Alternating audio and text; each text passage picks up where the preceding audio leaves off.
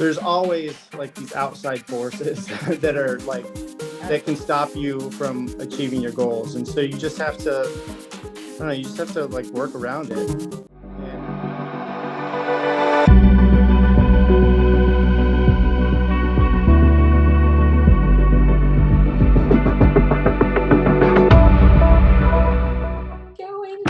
All right, looks like we are live once again. It's Wednesday.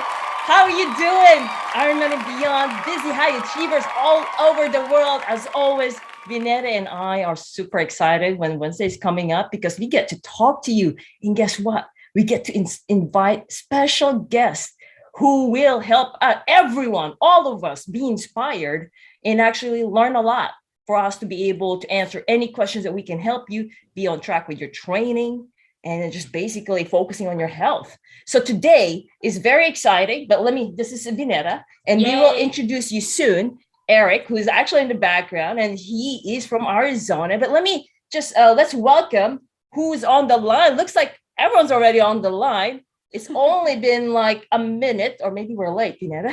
Sorry, everyone, we were just chatting earlier, but here's what we're gonna be talking about. This Superman, Erik, from Arizona, qualifying for Ironman Kona on second Ironman, and for Boston Marathon on second marathon. Who does that? Oh, I have to read the subtitle. How a busy father of four is crushing his back-to-back races while making an impact in his community.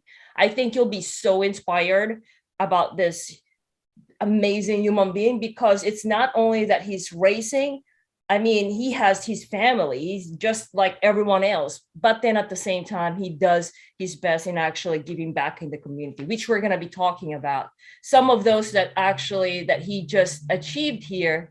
And I'm just going to go over the main ones besides what we talked about. Is that actually it was just last year I was looking at his training peaks, and he's insane. But here you go. It was he did a 5 hours 70.3 Arizona. That was around October. That was mid-October. And after that, he went to finish rim to rim finish, and actually PR'd. It was his second time to do that. And about 2 weeks later, he did an Arizona IMAZ. So that's all in 5 weeks.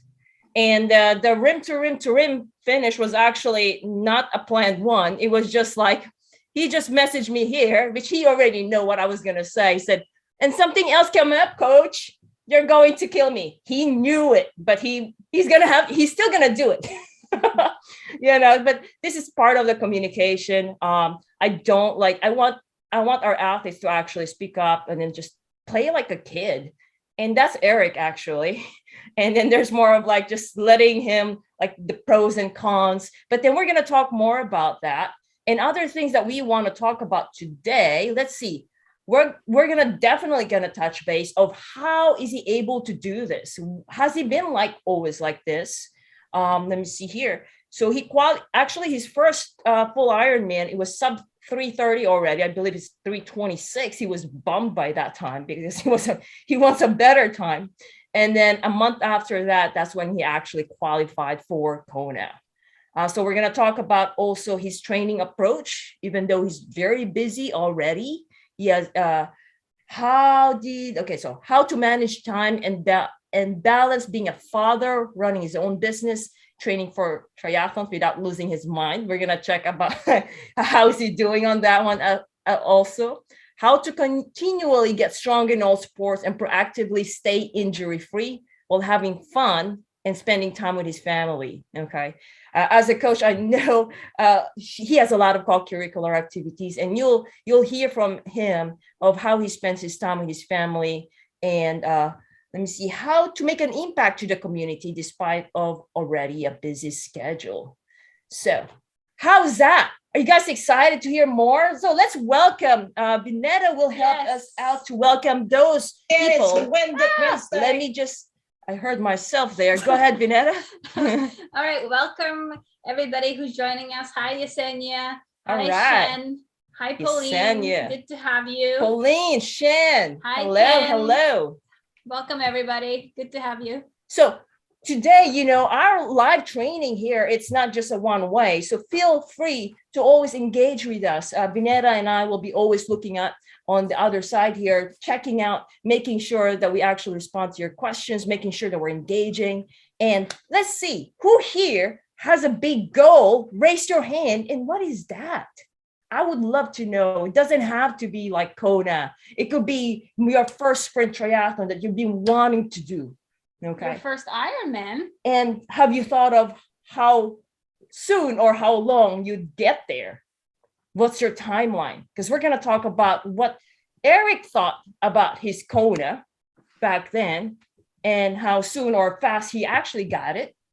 Okay. So we're going to talk about those things. Are you guys excited? Because we're about to introduce Erik from Arizona. And Erik actually, believe it or not, he came from Ironman and Beyond as well. He was one of those, or like just looking around and trying to like train because of his busy schedule. And actually, he's coming back. And let me just share to you here. He was actually interviewed already. Let me show it to you. If you have not seen this, this was Erik with no hair. No, it's shaved hair. But he said he has hair now. And guess what? This one was around March 8th. Right now, it's March 9. This was about exactly a year ago. And at the time, we were actually talking about how he was already winning races and training for 2 Ironman. So this was before he qualified for Kona. What was he doing? Wouldn't you be interested? Right? What was he doing back then? What are those things that he was doing? And actually on this one, he was only training 1 hour or less. How many hours are you training right now? Some athletes are actually told me, said that, Coach, I only have 2 hours. What? 2 hours? That's a lot each day. Are you kidding me? So, but you can get a lot from even just 1 hour or less. It has to be very specific. So now if you want this one, and just put hashtag Erik, and we'll have our team member to actually share you the link so you don't have to look into it because we have a lot of training there. And without waiting further, let's introduce Erik. Erik from Arizona. How you doing? Yeah. Hi, everybody. All right. So it's your second time here, Erik. Let me ask you. Okay. Yes. So when we were, when we interviewed you a year ago, okay, did you ever think that the next year coming up, you would actually qualify for Kona or even Boston or win on all those races, even Alcatraz? You were 9th out of 136. You did nationals, actually. He went to nationals. One is not enough. He did sprint triathlon. I think that was Friday or Saturday or one of those. So sprint first and then Olympic next. And then he did really well. And 1 week after that, he went to Alcatraz, San Francisco.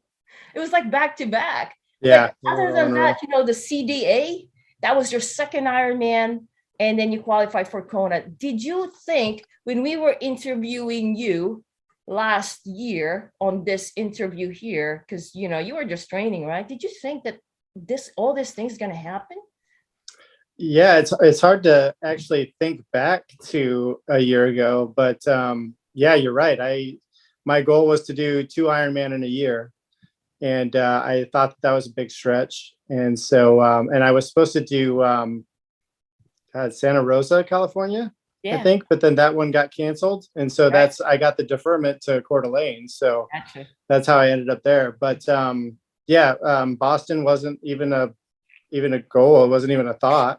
And and Kona was I always thought I was going to make it to Kona on the legacy program. I thought I was going to have to do 12 Ironman for the next 10 years or whatever, and then hopefully get accepted on the legacy program. So I never thought I'd actually get a roll down spot. So, and actually let me share you what you said even before you started coaching, and that was 2020.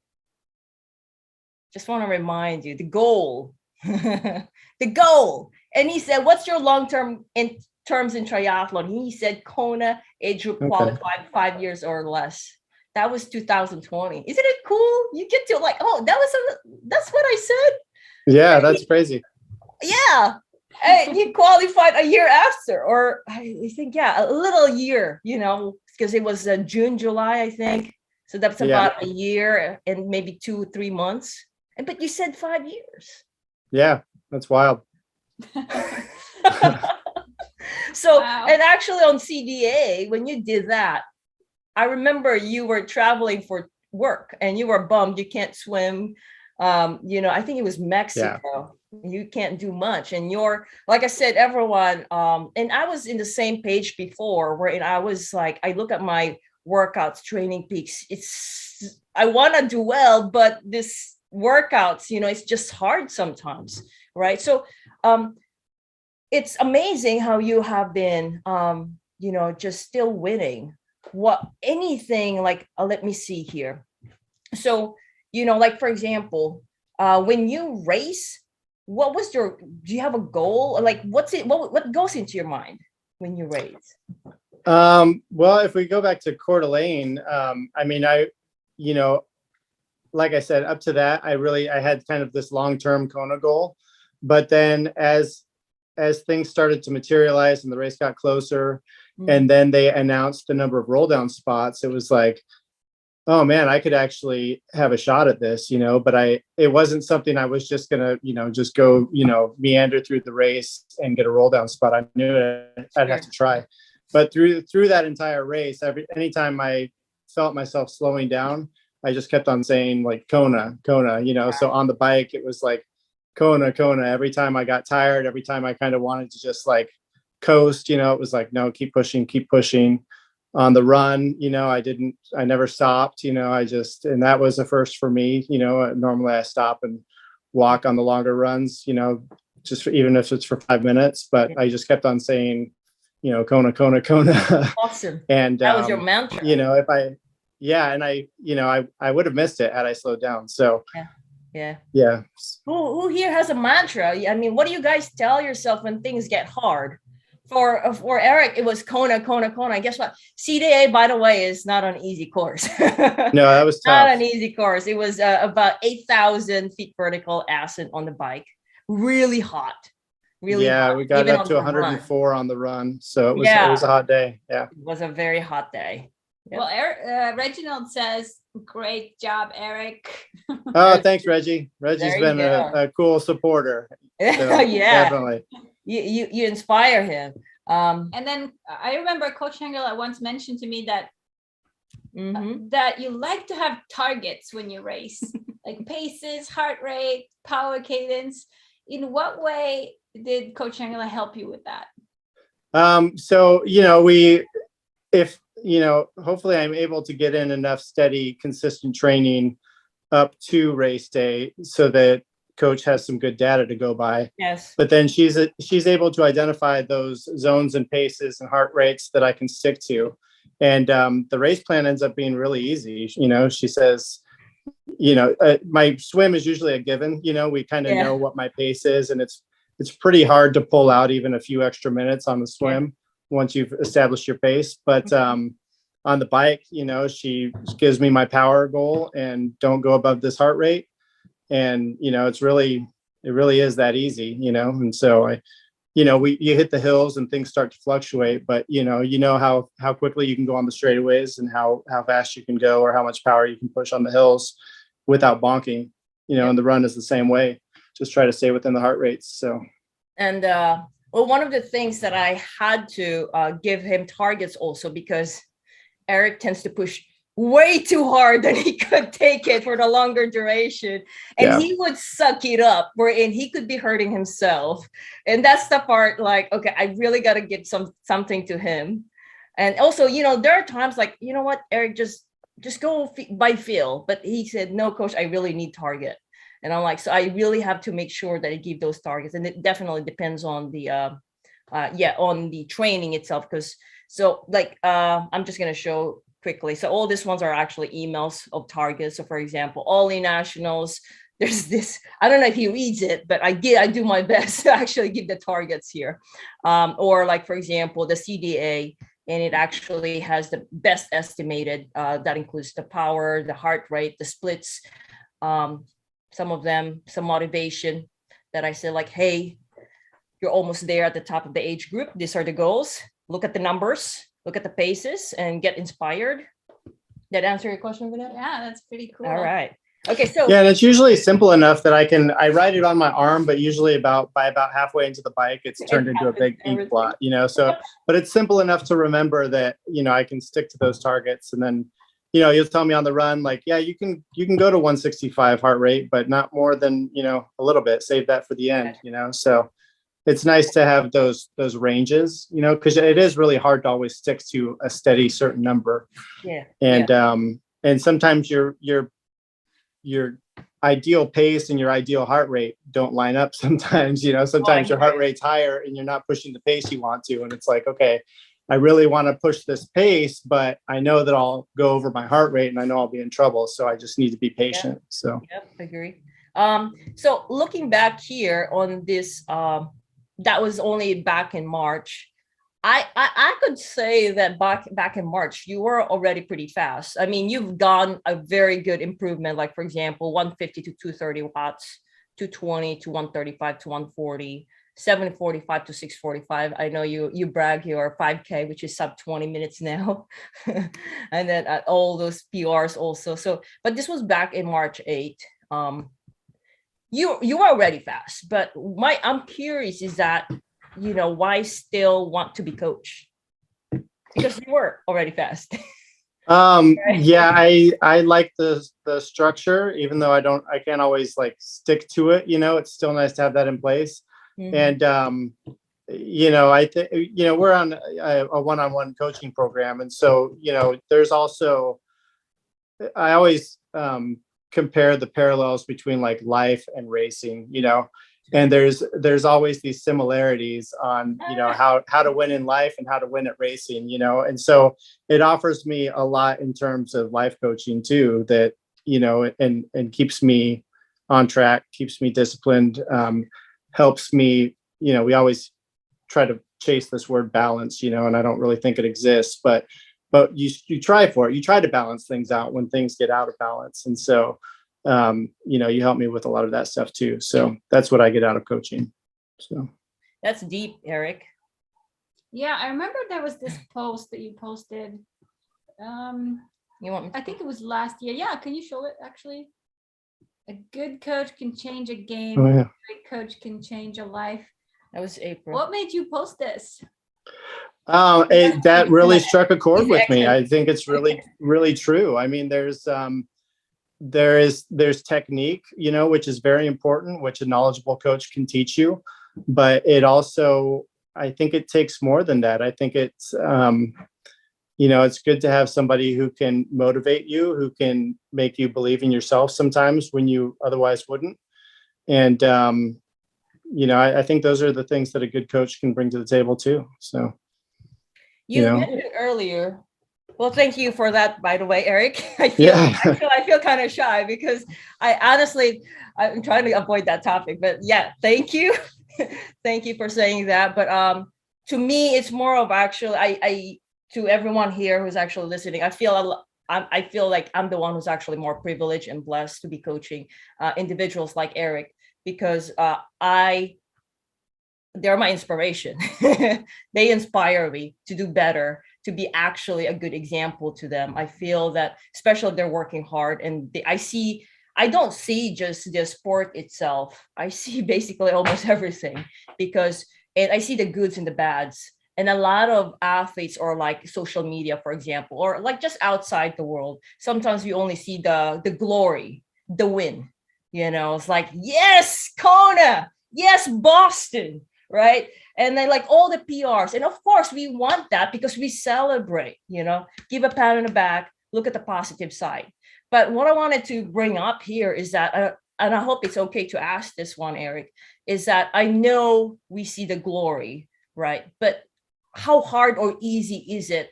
Or what do you do to make things happen? Because I know you have 4 kids and I know you have a very busy schedule. You have Liz to help you out as well. Of course, you have your family, right? I mean, there's so many things, and we see you racing, but is it that just straightforward of how you're managing your time? Like, what I know is that, at least for me, it's like a lot of athletes, you know, like they see when you're winning already, but what they don't see is like the behind the scenes. How is the struggle? Yeah, I don't want to see struggle. Let me have you say it if it's a struggle, a good struggle or learning or growth. So how is it for you in your experience based on the past year? You know, I think problems are all relative. And so, you know, it's, you know, I always say like one person's like hangnail is another person's broken arm. You know, it depends on like what you've been through before, you know, and so you kind of always have this like benchmark, you know, of like the worst thing that's ever happened to you. And that can mean different things for a lot of different people, I think.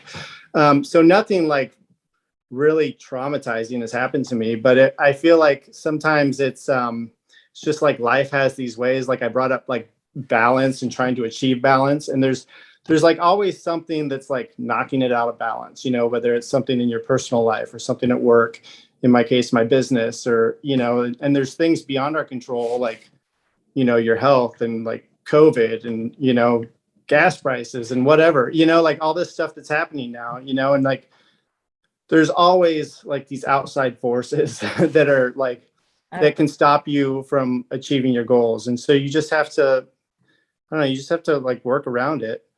And I feel that I just feel that if something's important to you, you'll find a way to do it. And sometimes you might have to step away from that a little bit, or you might have to like focus on something else for a minute, but you can always still get back to, you know, whatever your dream is, or whatever makes you happy. You know, you might have to focus your attention somewhere else for a little bit, and that's fine. You know, bring it back into balance. Are you guys taking notes on this one? Who's learning on this one? Who's learning? Who's getting a lot of value of what Erik is saying?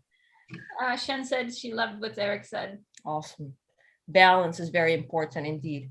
The numbers are not so Reggie, it's about the targets. Yeah, you'll get your numbers to Reggie.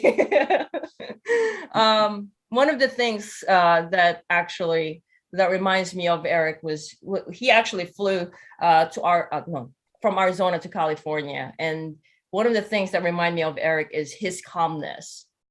You know, there was one time, and I still remember that moment. That was actually the first time I met him in person. And, you know, like I saw like the pools, the swimming pool lanes are all blocked. And I want to get Erik in the pool. And then, but Erik is here. And I want to give a good impression to Erik, because it was my first time to actually help him out in the pool. And then, you know, like, Erik, I don't know what to do. You know, should we go to the next pool, the other pool there's nearby? So I was like trying to figure things out, because it was, you know, like, and what Erik would said, like, actually, it's okay, don't worry about it, we can wait. And he said it like in a calm way. And that's something that I actually told him, like, you know, whenever something is like I get so busy, I wear the hat of Erik, which is just chill. Just chill. So are you always like that, Erik? Or is it like, how do you find, like, you know, when things get I don't know, I'm just gonna use chaotic, like, I don't know, like just life, sometimes you get so busy, like it's out of control. Like, how do you find, or how do you ground yourself? There you go. How do you ground yourself? Did we lose you? Looks like we lost him. So okay, there you go, he's still talking. Your screen is freezing up a little bit. Yeah, I can still hear. Yeah, go ahead, Erik, if you're listening. I can still hear you. Yeah, no, you're good. Are you there? Yeah. Okay, I started losing you for a minute, but I got you. Yeah, I think there's, in my job in construction and with tight schedules, and like now we're dealing with like supply chain, and like there's always something going wrong. There's always, it's a given. And so you can almost expect it. And so we actually talked about this a little bit earlier too, but I'm the kind of person, I'll make a general plan knowing that it's probably gonna go out the window. You know, I'm probably gonna have to make some changes. And so, and I always remember that term, you know, it's a military term. My dad's a Marine, but you know, it's improvise, adapt, and overcome. And, you know, you just you just figure out, it's like, okay, this didn't work. Let's figure something out. Let's keep moving in the direction that we need to move. And there was another one, I think I told you about the 3 C's, cool, calm, and collected. And this is something that they teach police officers when they show up on the scene of an accident or an emergency. It's like, you need to stay cool, you need to stay calm and collected. And that will keep everybody else around you cool, calm, and collected. But if you show up and start freaking out, everybody's going to start freaking out. So it's like when things go, not the way you planned or expect, just take a breath, calm down, and okay, what do we do now? Like, let's figure it out. So you guys put that down. Cool, calm, collected. And that's going to happen on race day all the time too. Yes. You're going to get a flat. You're going to, your heart rate battery is going to go dead like that morning while you're standing in line for the swim or whatever. It's like, okay, I'm not going to have heart rate data today. Like, oh well, like, what are you going to do? Like, get through it. So let me go ahead, everyone. If you guys have any questions for Erik, feel free to ask questions while I pull up this one. I have another question for Erik. So Erik, this was you. Holy shit. Oops. Yeah. So this one was actually just last month. Oh my goodness. That was less than a month. You did not plan. You were not really, the Boston was not even there. I just like, hey, Erik, how about let's race for a marathon. Yeah. So you did one in January. I believe January was a rock and roll Arizona. You got 3:26 for first marathon. You were bummed. And then you didn't even know if you're going to race. And you sign up, I think, a day before or a night before. Yeah, it was the night before packet pickup. Yeah, because of work. You were not sure if you're able to commit it. And then when you were like, okay, I guess I'm going to be able to race, and you sign up. Question here. Okay. Well, congratulations again. Thank you. Got Boston and Kona in same year. Man. All right. What do you mean by this one? For knowing when to push and when to leave me alone. I know that's a joke, but is it, you never give up on me? No, it's because, if anybody looked at my training peaks, you would see a lot of red.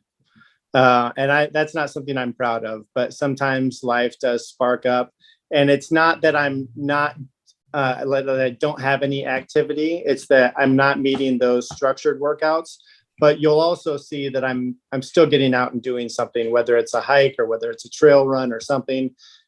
Sometimes I just don't have the mental capacity at the minute to do a fully structured swim workout. Like I don't have the patience to go through ... I just want to get in the water and swim, and mentally and emotionally, that's just what I need at that time. So it's, so there are times when I'm not hitting those targets or I'm not hitting those structured workouts, and you kind of ask me about it, and then I say, hey, like, I was just happy to get in the water today, and you're like, okay, Roger, got that, okay, I understand. But it's also because I stay in communication, and kind of what's going on in my life, and so you back off a little bit, but then sometimes you're like, hey, we're getting 2 weeks away from the day, you really need to get a long run in today, or you really need to get these hill repeats in or something like that, so that's what I mean. You know when to push and when to leave me alone. Gotcha. Well, I think I would say that's also balance, and actually hearing out where the athlete's coming from, because it's always not going to be perfect. Mm-hmm. Balance and boundaries, yeah. And the thing about it is that if you push the athlete when it's already busy, it's just the athlete's gonna blow up. Like, come on, I'm not gonna. This is too much, right? Yeah. So the next one here that I want to ask. Let me just say hi to a couple of new people that have joined. We got hi, Greg, George as well. Hi, George. Gladstone's here. Hello. Leo's calling in. That's awesome. Hi, everybody. People are calling in, Erik. Awesome. That's cool. Welcome, everybody. Okay. There you go. Okay, so I also know that you thrive especially when it gets hard. Yeah. How do you do that? Like, some athletes actually would, when it gets hard, they freak out, like, maybe this is not for me, or this is too much. But for you push harder. You thrive. Like, you're coming out from the smokes, like just like really much stronger. So I think that would that be your personality? Is it just the way it is? Can you tell us more about how you do that? Yeah, that might be a personality thing. It drives some people crazy. But I tend to really like activate when things get crazy. And that's when I kick into gear. And it seems that when things are slow, I get kind of lazy and kind of complacent. But then when like the pressure's on, then I kick into gear. So sometimes I have to actually pile more on my plate than I know I can handle. And it's that fear of failure that kind of like gets me moving and gets me going. And it's kind of like adrenaline, it's kind of like, okay, let's go. We need to do this. We need, A, B, C, here we go, and it's like, it becomes kind of like a groove for me, or like like I get into a zone where it's like, okay, we need to do this. We need to do this, and let's get it done. So it's like jumping off the cliff. You gotta get scared. Yeah, there's a saying, you jump off the cliff and build the parachute on the way down. That's there me. You go. Yeah. So. Awesome. That's awesome. Okay, I have another question for you. What do you think made the biggest difference for you working together with Coach Shangrila and the rest of the team, the registered dietitian, the physical therapist, and then on your swimming and all of that this time around, now that it's been 2 years? About 2 years. About 2 years. I've only been coached by one other coach, and that was in my first year of, chasing that first Ironman. But what really impresses me about Coach Shangrila's system, it is the system, and is all of the pieces that are in place for her to be very effective and timely about how she can help. Because the information is already there. She's already compiled that. She's very knowledgeable, but I know that it's hard being balanced between so many athletes to be able to get that information out like individually. And so I can ask a question and she can say, give me a second. And within 5 or 10 minutes, like my inbox is, not full, but, I've got probably 2 or 3 emails with attachments of like, oh, your shins are hurting. Okay, here's this, do this, this and that. Or, you're having problems with your shoulder. Here's a good, body maintenance drill for your shoulder. You're having trouble with the swim. All of the swim information it's crazy what you've got together for swim stuff and for running, for gait analysis and all that too. So that's made a huge difference. And and it's really just having a coach in general. Like, I don't know how people, how they do triathlon without a coach, or how they do it effectively. So I think it's essential to have a coach, because there are things that you can't see in yourself that your coach can, whether it's, things you're doing wrong, or whether it's your potential that you have.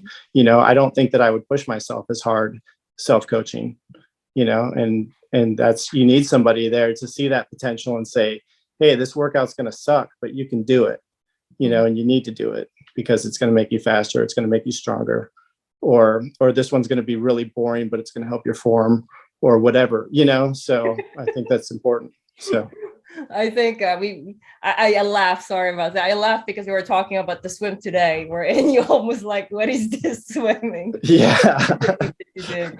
I was actually working with the bands, everyone. So he was like, F this one. Why am I doing this? Yeah, like my feet are like dragging in the water. I'm like trying to rake myself through the water. I'm just like, man, what is this? This sucks. I have 4 more of these to do. I'm not doing this, but it was like, obviously I've been asked to do this for a reason. So I'm going to get through it, and I'll ask her about it later. So, and it makes sense, so.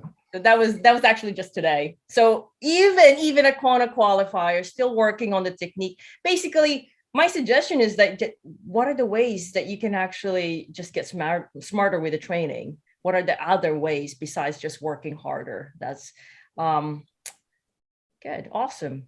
I was just going to ask something earlier. Yeah, no, I totally agree with you. With me, with triathlon coach, I try to coach myself, but it was like I wasn't getting it. But what I got since 2014 is that when I have a coach, I cut the learning process. I stop the overthinking, or like I just do what the coach said. Of course, you got to trust the coach first. And Yeah. I think it means a lot. Like, for example, I mean, with you thought you won't qualify for Kona until like 5 years or less, but you qualified in like what, in 1 year, Right. since the last interview. So, and on your second Ironman. And then even on the marathon, I keep telling you, hey, Erik, it's time to go marathon, but you're like kind of busy, right? And then I'm not sure if you were ready, but I don't want to push that. But then when you said yes, you didn't even think that you're going to go for that because I was giving you the numbers. But then, hey, it happened. So I think a lot of it actually is just even to myself is actually having a person believe in me and actually see the numbers. And because to me, I'm a number person. Show me. There's a lot of motivation there, but I want to show you, so does that help you with like at least showing the numbers to you in terms of like where you're at in training, and then, hey, you can do this, and it's not just like motivating you? Yeah, because honestly, I don't follow the numbers very much. When you show data to me and then you tell me what that means, and then I'm like, oh, wow, okay, so I mean, I can feel myself getting faster, and the capabilities are there, but I don't really tie that into what that means in a longer race or longer distances. So all right, well, we're almost done, but I just want to like, because he just finished Goggins. Erik just finished Goggins, and believe it or not, he has been racing every weekend, and I'm gonna ask next later like why he does that. But so everyone, if you still he's the donation of the nonprofit organization that he supports is actually in Arizona, Together We'll Live. Do you mind telling us more about Together We'll Live? Because last year Erik actually already did Goggins, and every time he does this one, he actually supports nonprofit Together We'll Live, and then also at the same time he volunteers of basically as much as he can. And that's why when I was saying earlier that he, besides training or racing, he's still volunteering of their activity. So how about you tell us a little bit about Together We'll Live, which is in Arizona? Yeah, so Together We Live serves like physically challenged athletes who normally wouldn't be able to, run or ride or participate in a race. And so Together We Live assembles these families and then volunteers to push or pull or get the athletes through these races in whatever means possible. So whether that's on a boat or bike or in a specialized carriage, they come together as a team and they finish together.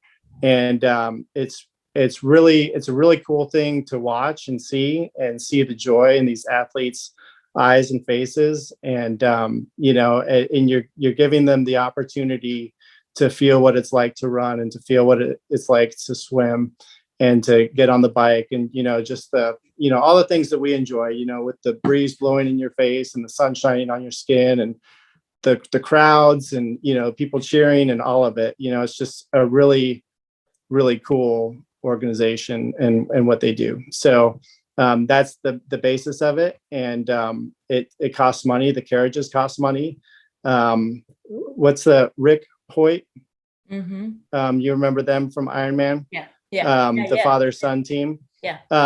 So they just bought one of those specialized chairs.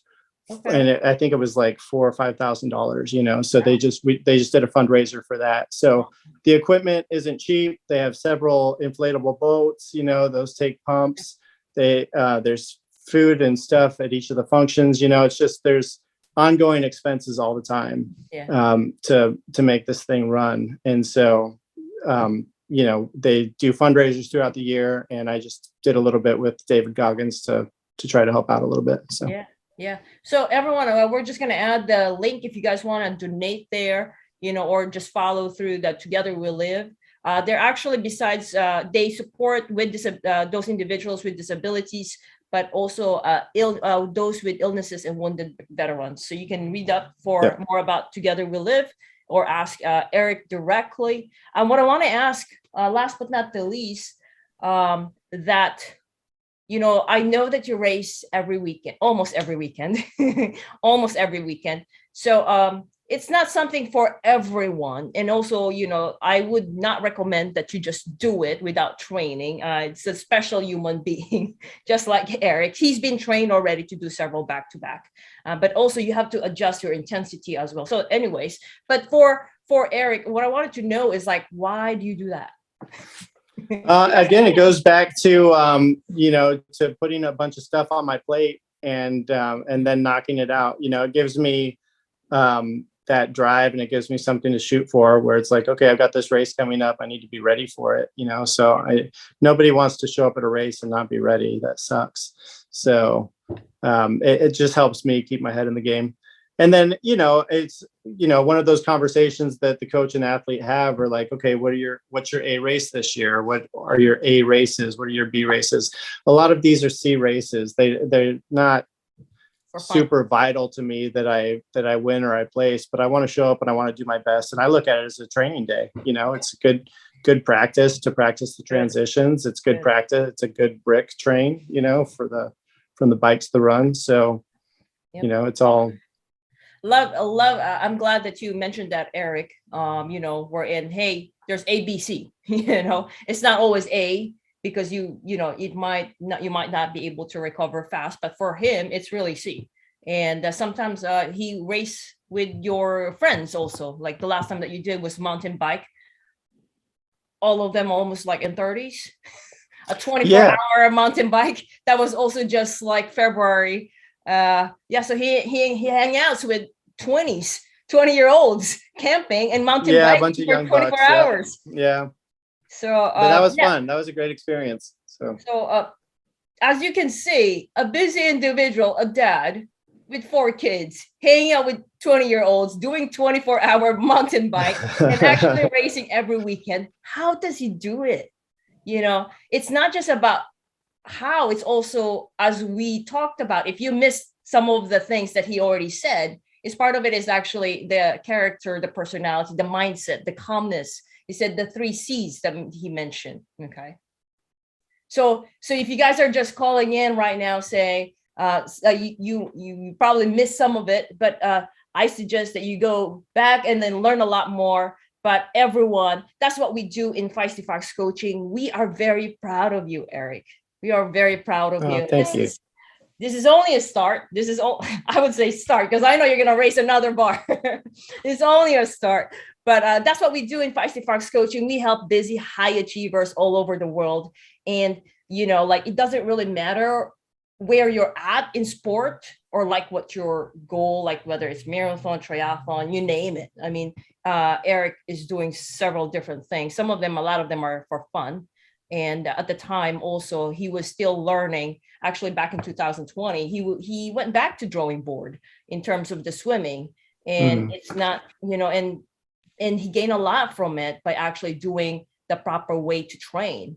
And in fact, you know, it was just recently also that we detect some of some run gait correction that he needed to do on his run to actually be better runner. And he's already running, what, 3:18 is your 3 hours 18? Your last marathon? The marathon, I think it was 3:13. Sorry. And some change, yeah. There you go, 3:13. And then besides that, we saw some other things that we can correct. And part of it is not just about the time or finish time, but I do think it's also for the longevity of Erik's racing and training, or even be able to not be injured, especially on the longer duration. Because I'm sure the rim to rim to rim is there again.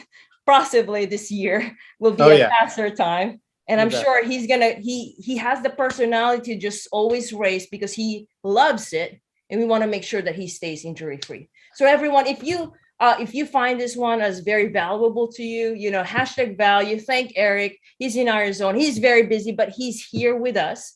And if you would like to actually get on a call for even just for 15 minutes and for us to help you out in pinpoint what's the next big thing for you to do right now to help you in your training, okay? Maybe you're just confused of like what race is good for you right now, or maybe you're dealing with some discomfort or pain. Okay, so we do have all those training actually already in here in Ironman and Beyond. It's free. And then we talk about what nutrition, body maintenance, how to run faster. How to cycle up hills faster. Yep. There's a lot of them. We have swim technique as well, how to build confidence in swimming. There were 3 more people who actually shared of like how were they able to build their confidence. How to do the race strategy for a 70.3. Yep. Nutrition. Okay.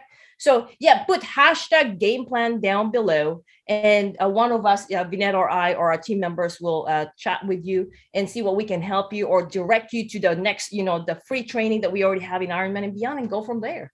So before we leave, looks like, man, people are still calling in.